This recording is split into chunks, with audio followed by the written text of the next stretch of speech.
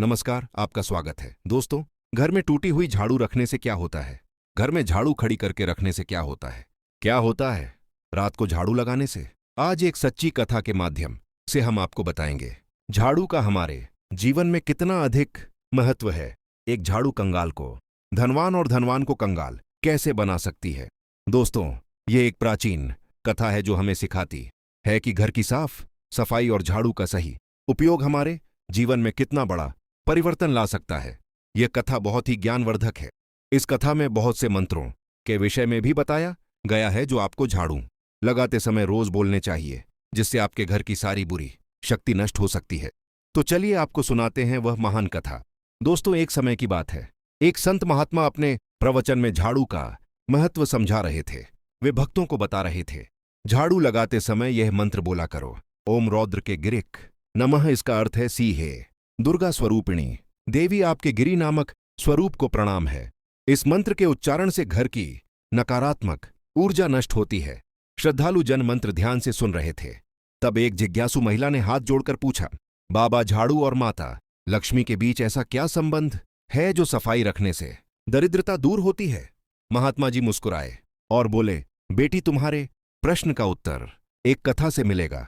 सुनो, मैं तुम्हें दो स्त्रियों की सच्ची कथा सुनाता हूं, जिसे सुनकर तुम स्वयं समझ जाओगी कि घर की पवित्रता में ही लक्ष्मी का वास क्यों होता है। इतना कहकर संत ने आंखें मूंद दी और भगवान का स्मरण करते हुए कथा आरंभ की। बहुत समय पहले की बात है। एक सुंदर पहाड़ी गांव में दो पड़ोसनें रहती थीं। दोनों ही विवाहित स्त्रियां थीं, पर स्वभाव और आदतों में एक दूसरे से बिल्कुल भिन्न। पहली का नाम सुशीला था। सुशीला जितनी सरल स्वभाव की थी, उतनी ही मेहनती भी। वह रोज तड़के सुबह उठकर सबसे पहले अपने आंगन में झाड़ू लगाती, पूरे घर को साफ करती। उसका मानना था कि स्वच्छता ईश्वर की पूजा के समान है। झाड़ू लगाते समय सुशीला भगवती लक्ष्मी का स्मरण करती। जैसे ही भोर होती, वह हल्की आवाज में मंत्र गुनगुनाती हुई झाड़ू फेरती।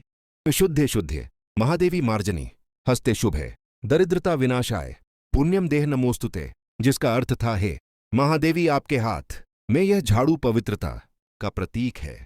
इससे दरिद्रता का नाश हो और हमें पुण्य प्राप्त हो।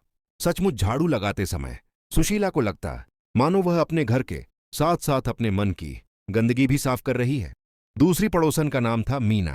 मीना सुशीला की ही उम्र की थी, लेकिन स्वभाव इसके विपरीत। वह काफी आलसी और लापरवाह थी। सुबह देर तक सोना, घर का काम टालना और साफ सफाई से जी चुराना उसकी आदत थी।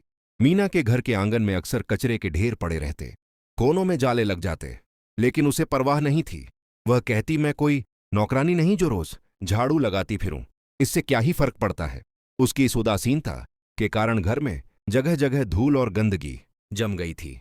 सुशीला अपने घर को मंदिर की तरह सहेज कर रखती।